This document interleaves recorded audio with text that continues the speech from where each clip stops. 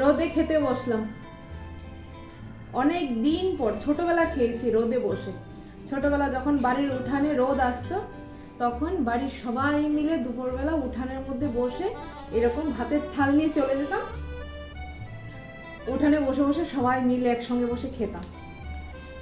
আজকে হঠাৎ করে মনে পড়ছেন কি না, এই জায়গা যেহেতু একটু রোদ, এই জায়গাটায় রোদ আসা, এই রোদটা আসে ঠিক দুপুরবেলা এই জায়গাটার মধ্যে, আমার ঘরের এই কোনাটার মধ্যে রোদ আসে। ওখানে আজকে একটু রোদে বসে ভাত খাবো। অনেক দিন ধরে রোদে বসে, অনেক দিন মানে কি অনেক বছর হয়ে গেছে, লাস্ট ছোটবেলা খেয়েছি, তারপর আর খাওয়া হয়নি। আজকে মেনুতে কি আছে বলুন তো?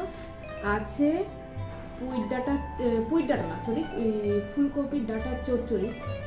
মানে শীতের দিনে যেটাকে মানে যেটা স্পেশাল বাঙালির ঘরে ঘরে, ফুলকপির ডাঁটার চচ্চড়ি হবে না সেটা মানে হতেই পারে না।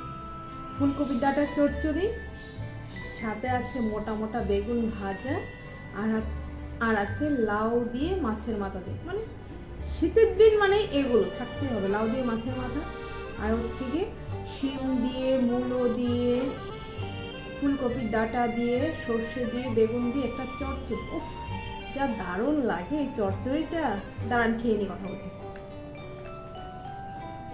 অসাধারণ লাগে, অসাধারণ। তার চেয়ে বড় হচ্ছে মাটিতে বসে ভাত খাওয়া। মাটি না, আমরা বলতে বলতে অভ্যাস হয়ে গেছে, নিচে বসে ভাত খাওয়ার মতন শান্তি আমার মনে হয় না আর কোনো কিছুতে আছে বলে। ভাববেন না যে টেবিল চেয়ার নেই, টেবিল চেয়ার আছে, কিন্তু টেবিল চেয়ারও আছে, বসে খাওয়া যায়, কিন্তু আমার ভালো লাগে না টেবিল চেয়ারে। আমার নিচে বসে খেতেই না দারুণ লাগে।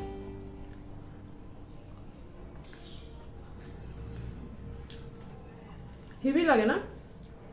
হালকা রোদের মধ্যে দুপুরবেলা পিঠের মধ্যে রোদ লাগছে, সামনে ভাতের থালা। উফ,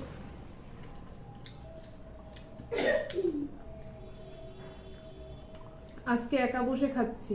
আর ছোটবেলা কত লোক থাকতো, মা থাকতো, ভাই থাকতো, তারপর বাবা থাকতো, কাকারা থাকতো, সবাই মিলে উঠানের মধ্যে গোল করে বসে আমরা ভাত খেতাম, জানেন? এখন আর সেদিন নেই না, এখন সব একা একা একা একা, সব একা একা একা একা।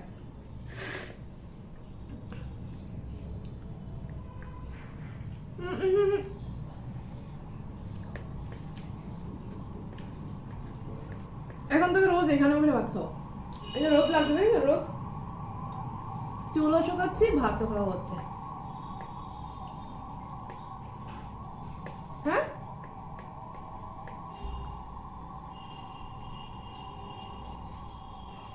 আচ্ছা ঠিক আছে, ওইদিকে যাও, ওইদিকে যাও, ওইদিকে যাও, ওইদিকে যাও, সাউন্ড আসবে কিন্তু। যান। আর কারেন্ট নেই সকাল থেকে, বলবেন না, সকাল থেকে 2-3 ঘন্টা হয়েছে কারেন্ট নেই। কি দিয়ে খাবে ও? মা একটু কার্টুন দাও না, মা একটু কার্টুন দাও না, তারপরে একটু মোবাইল একটু চালিয়ে দিয়েছি। মোবাইল দেখে না, মোবাইল দেখে না, ও একটু দিয়েছি। হেভি হয়েছে কিন্তু, জানেন চচ্চড়িটা দারুণ হয়েছে।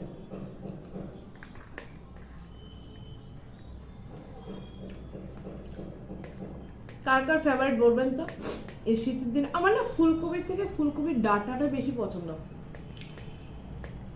ফুলকপির থেকে মানে ফুলকপিও পছন্দ, ফুলকপি বড়া বলুন, ফুলকপি দিয়ে মাছের ঝোল, ফুলকপি দিয়ে ডিমের ঝোল, মানে যাই হোক সব কিছুর মধ্যে যদি ফুলকপি থাকে না, আমার হেভি পছন্দ ফুলকপি।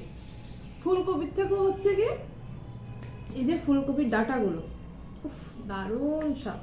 চচ্চড়ি করলে শীতের দিন আর কিছু লাগে না।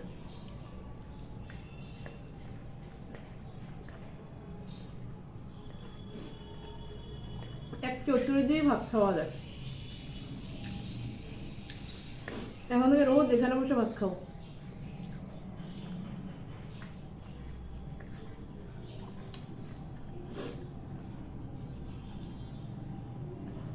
কার কার বাড়িতে ফুলকপির ডাঁটা দিয়ে চচ্চড়ি হয় বলবেন তো, আপনারা খান কিনা? আপনাদের বাড়িতে এরকম ফুলকপি দিয়ে, ডাঁটা দিয়ে, শিম দিয়ে চচ্চড়ি খান কিনা?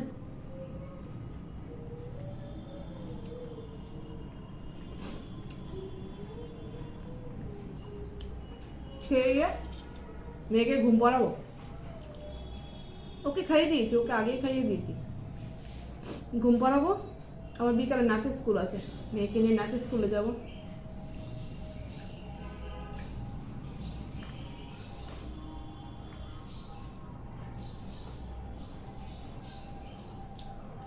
হেভি স্বাদ কিন্তু।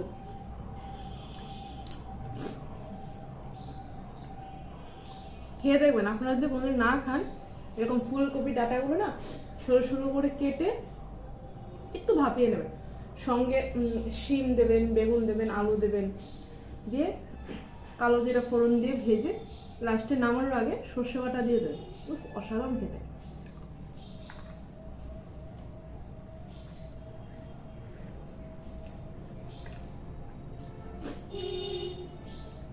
চচ্চড়ি দিয়ে আমার ভাত খাওয়া হয়ে গেছে, লাউ দিয়ে মাছের মাথা দিয়ে কখন খাবো বলুন তো?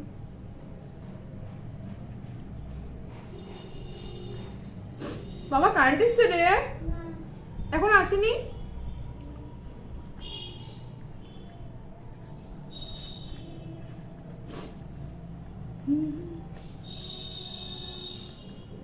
আপনাদের খাওয়া হয়ে গেছে? এত মানে কাজের চাপে একটা ভিডিও বানানোর সময় পাই না, জানেন? দুদিন যদি ভিডিও আপলোড না করি, পুরো রিচ ডাউন হয়ে বসে থাকে,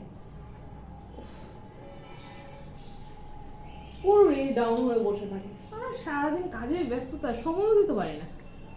মোবাইলটা অন করে কাজ করতে গেলে কাজ যায় পিছিয়ে। কি করবো, অনেক সময় ভাবি পুরো কাজটা আগে করে নিই।